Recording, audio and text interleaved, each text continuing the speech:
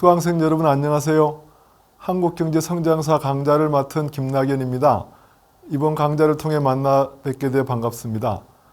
이번 강의는 9번째 강의로 해방과 분단 그리고 6.25 전쟁으로 이어지는 격동기의 체제 변화를 다루고자 합니다. 이때의 체제 선택이 이후 경제성장에 지대한 영향을 미쳤다고 생각합니다. 해방은 식민지기의 지역통합체제의 붕괴와 경제 시스템의 변화를 가져왔습니다.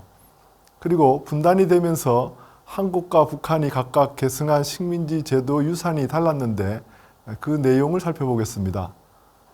해방 후 일본인이 남기고 간 기속재산이 어떻게 처리되었는지, 식민지기의 농지를 둘러싼 개혁 간 대립이 농지개혁을 통해 어떻게 해소되었는지 그 실태와 의의에 관해서도 생각해 보겠습니다.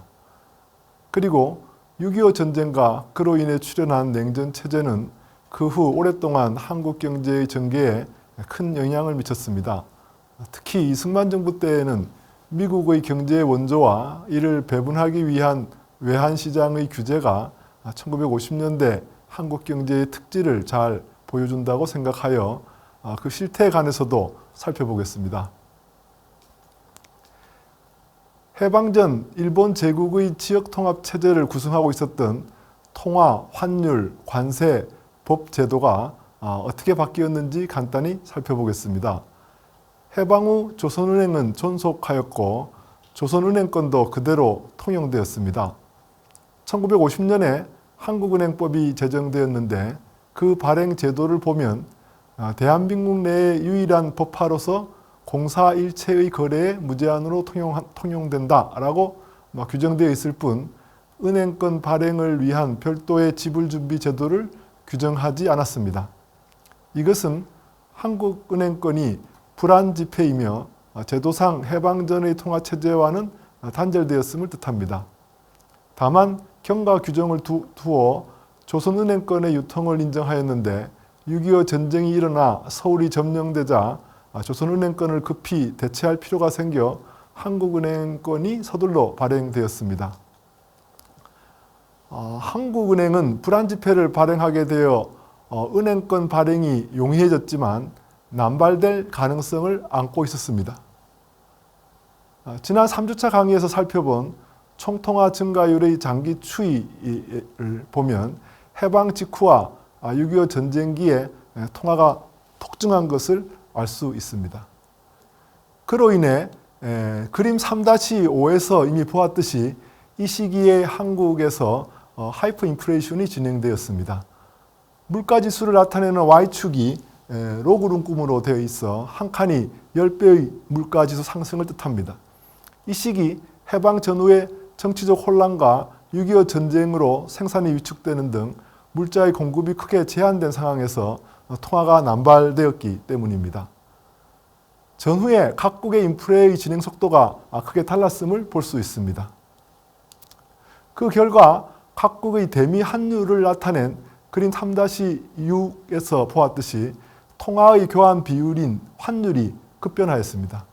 거기에서 해방 전 일본, 조선, 대만의 통화는 등가로 교환되었으므로 대미 환율은 동일하였지만 일본에 대해 조선과 대만의 환율이 각각 1000분의 1과 4만분의 1이 되도록 그려져 있습니다.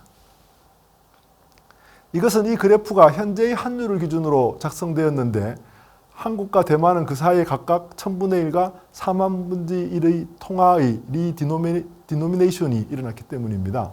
여기서 읽을 수 있는 것은 일본 제국 내의 등가 교환 체제가 무너지면서 환율이 격변하였고 그 후 각국의 통화는 따로따로 움직이고 있다는 것입니다. 일본 제국 내 통화 간 고정 환율을 유지할 수 있게 했던 일본 은행권을 지불 준비로 하는 통화 체제가 무너지고 각국이 통화를 독자로 통화 정책을 쓸 수 있게 되었기 때문입니다. 비유하자면 근본위 제도에서 각국이 고정 환율을 유지하기 위해 통화 정책을 쓸 수 있었지만 근본위 제도가 붕괴된 후 그러한 제약에서 풀린 것과 마찬가지 상황이 되었다고 할 수 있습니다. 거꾸로 현재 지역 통합이 이루어진 EU의 멤버 국가들이 유로라는 단일 통화를 유지하기 위해 독자의 통화 정책을 쓸 수 없는 것은 붕괴되기 전 일본 제국의 지역 통합 체제와 닮아 있습니다. 그리고 무역과 관세 제도도 해방 후에 개방 체제를 후퇴시키는 방향으로 나아갔습니다. 먼저 전시하에서 무역에 대한 통제가 이루어졌음은 전술하였는데 해방 후에도 대무역에 대한 규제가 계속되었습니다.